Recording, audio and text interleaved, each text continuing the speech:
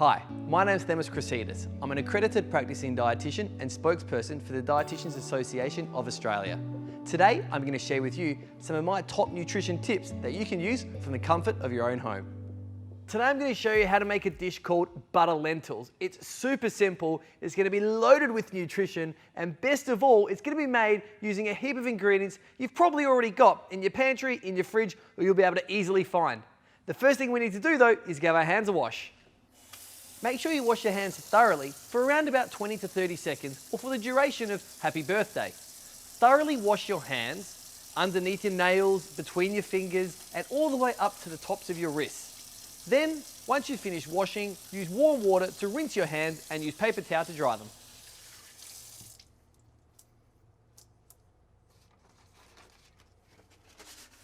If you want, you could use a tea towel, but if available, use a bit of disposable paper towel. If you are going to use a tea towel, please make sure you wash those pretty regularly. We've got all our vegetables ready for this dish. We've given them a quick little rinse under cold running water. You do not need to use hot soapy water. Simply give them a rinse under cold running water. It's completely fine. The first thing we need to do is make sure we've got everything we need to be able to cook this delicious dish. So, from a safety perspective, we're going to use a sharp knife. If we're going to use a sharp knife, it's important you've got a nice, firm, sturdy kind of chopping board, okay? That's not going to go anywhere. And to stop it from going anywhere, we like to use a non-slip mat.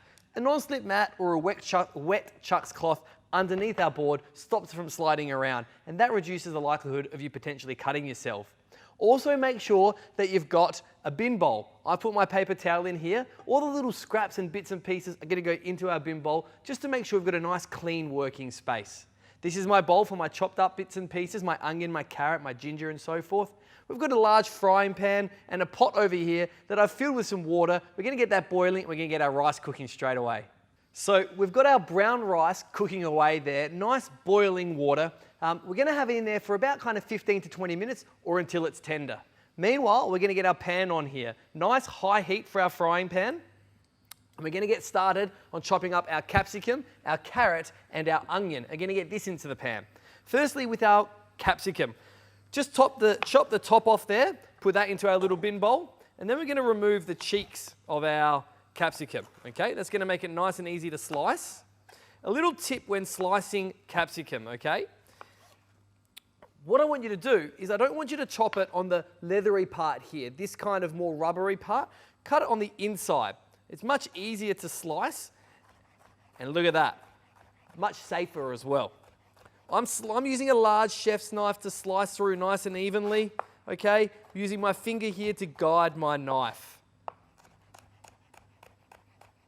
So our capsicum is all chopped up. I'm going to put this into our prep bowl, and then I'm going to get stuck into our carrot next.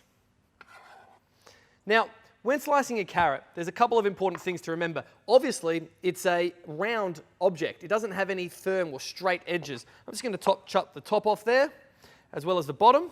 And then my first thing I'm going to try to do is create basically a flat surface so that it's safer for me to chop. So what I'm going to do is I'm just going to chop my carrot straight down the middle and create two flat surfaces. Now what we're going to do is cut that in half again safely, and then the other half again. We've got quarters now, and now we'll be able to safely slice our carrot into small pieces that we can throw into the pan along with our capsicum. So, carrots into our bowl with our capsicum. Lastly, we're just going to dice our onion next, and then we're going to get these guys into the pan all at once. So similar to our carrot, our onion is spherical, okay? So what we don't want to do, like what most people do, is they remove this knobbly little root end of the onion off here. This little part here holds the onion together. What I'm going to do is I'm going to remove the top of our onion instead. We've now got our onion on the board using the flat surface. We're now going to cut straight through the root.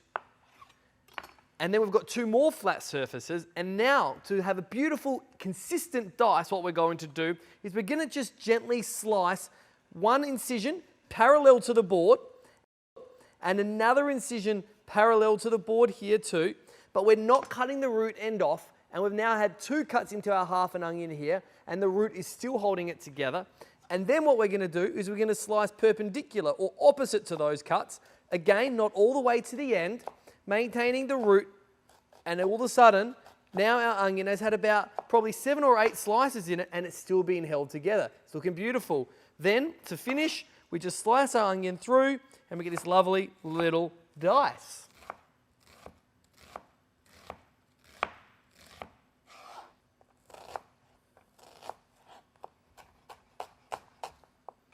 All right, onion diced. So in our bowl now, we've got our capsicum, our carrot, and our onion all ready to go.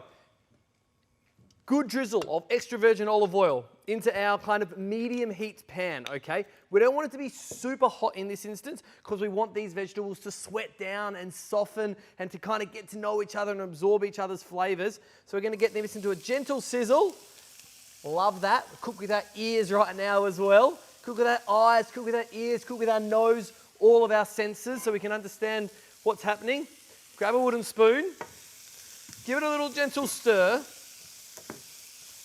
and then we're just going to let that just sit there for a kind of, I suppose, 2 or 3 minutes before we actually move it. And then we're just going to let it caramelize and turn a little bit golden brown and all delicious. But straight away we can see we've got some onion that's going to add a lot of flavor. We've got some bright veggies, our carrot and our capsicum, which is going to add some beautiful phytonutrients, those antioxidants that are going to be really important for keeping us healthy over the next few months. It's a great start to a nutritious dinner. Okay, so this is starting to caramelize and the onion's starting to turn translucent, so it's starting to turn a little bit golden, but also a little bit more clear. So that's looking delicious. Now what we're going to do is we're going to cut, while that's cooking away, we're going to cut up our garlic, our ginger, as well as our coriander stems. We're not going to let those bad boys go to waste, all right? So for our garlic, I like to crush mine and then finely slice it. Okay, so we're going to use 4 garlic cloves here.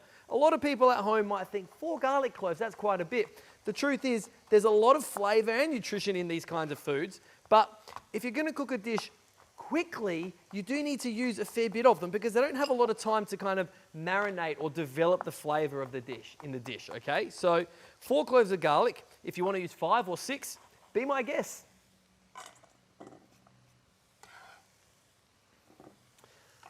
With our ginger now, what we're going to do, we've got this kind of, I suppose, slightly dry, leathery exterior for most of the ginger that people will buy from their supermarkets or greengrocers.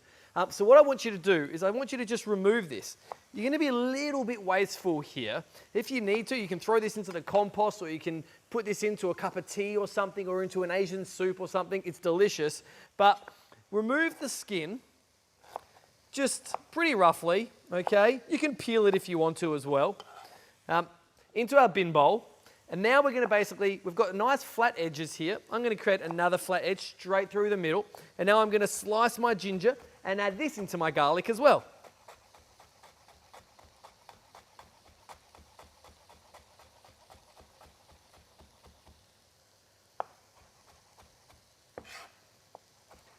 If you didn't want to slice your ginger, you could absolutely also grate it in, use a microplane or some kind of grater and get that into the dish too.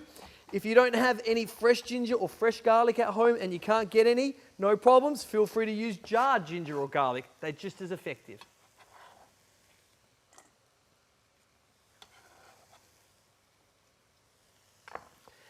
And now last but not least, we've got these beautiful fresh coriander stems, okay? The leaves are going to be used as garnish, but we're going to use the stems as our aromatic ingredient along with our ginger and our garlic.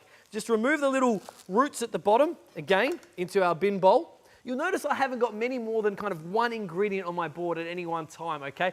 That allows me to cook nice and consistently and with a good kind of method and logic, and I don't get a little overwhelmed at all because I haven't got too many things on my board at once. Now, I'm going to slice my coriander stems into little fine bits, add this into my bowl before adding it to the pan.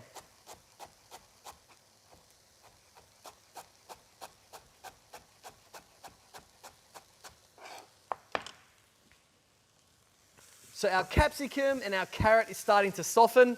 We're going to get all of these aromatic ingredients in now. Ginger, garlic, coriander stems straight into the pan. I'm going to give it a little drizzle of extra virgin olive oil just to get it kicking along again. Remember, these healthy fats are so important for keeping our brain healthy and resilient during these quite testing times as well. Yum, smells delicious already.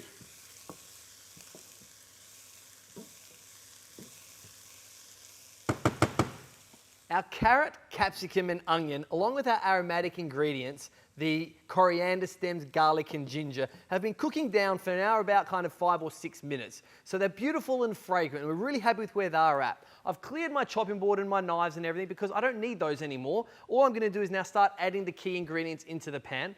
My rice is now cooked. I'm just going to strain this quickly. Next up, we're going to add our coriander, cumin and tomatoes. So ground coriander here and ground cumin. If you don't have these guys at home, doesn't matter. If you can't get them at the shops, if they've run out, it's up to you really what spices you use. You might have a favorite spice, but cumin and coriander work nicely here. Maybe a little bit of smoked paprika and garam masala, up to you really.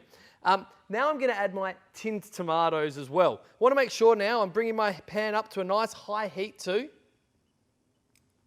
And then this will basically simmer down, and we're going to take these tinned tomatoes, which are slightly kind of acidic when they come straight out of the can, and they're going to become beautiful and rich and sweet, along with our spices and our ginger and our garlic and our onion. It's going to be absolutely delicious. And this is a great opportunity to use some of those tinned products as well. Tinned products like tomatoes are absolutely just as nutritious as a lot of those other fresh products as well. So our spices and our tomatoes have been cooking down with our vegetables for a couple of minutes now. It's looking beautiful and rich and thick, and it smells amazing. So now we're going to add our last couple of ingredients. I've cleared my space again, so I'm nice and clean and organised while that's been cooking away. I've got my rice strained as well, and over here I've got a little plate ready to plate up on. So I'm going to add now about half my yogurt, okay, because we're going to use some of that yogurt there as a bit of garnish as well. Stir that in, again on about a medium heat. Obviously the yogurt is cold compared to the rest of the pan at least, and that's going to cool the dish down when we add it in there. So don't start from a cold pan, okay? Bring the heat up a little bit before you add something cold. Let that simmer away for about another kind of, I say, 15, 20 seconds. Then we're going to add our peas, okay? These are frozen peas. Perfectly fine to use. Throw them in. Absolutely, we should all be using these kinds of foods right now, as well as some tinned lentils, okay? These have just been rinsed quickly, and now we're going to throw them into our butter lentils as well. Lentils, if you don't have lentils, you could use chickpeas, you could use cannellini beans, whatever kind of legume you like, go for it. A great source of protein, a really important source of fibre, and they're going to help keep our gut healthy, and we know that relationship between our gut and our brain. Healthy gut, healthy brain, healthy body, winning. Our butter lentils are looking delicious, so that's pretty much done now. So what I'm going to do, take a little bit of rice, okay, get this onto the bottom of my bowl. We'll use brown rice here. I love brown rice. It's got that lovely earthy texture. It's got a lot more fibre than white rice, and it stays a little bit more kind of separated and granular compared to white rice as well, okay. So we've got that there. Now we're going to take some of our curry, our butter lentils, put this on top. Smells amazing. Okay, be generous with all these vegetables. This is a vegetarian dish and it has so much flavour. You are not going to miss the meat at all, I promise you. We're going to get in there now with a nice dollop of yogurt on top as well. Be generous here too. The spices with that yogurt just works beautifully. And then we're going to also come in now with some of this beautiful fresh coriander over the top. And again, be generous with these beautiful fresh herbs. They add so much flavour and they just mix up that dish and just bring it to life at the very last minute. So there it is. There's our butter lentils using only ingredients that you'll be able to easily find in your pantry at your local grocer. Give it a shot. It's nutritious, it's vegetarian, and it's super delicious. So as you can see, it is possible to eat a nutritious diet and stay healthy all at the same time whilst in the comfort of your own home. So let's jump into the kitchen and put some of this into practice.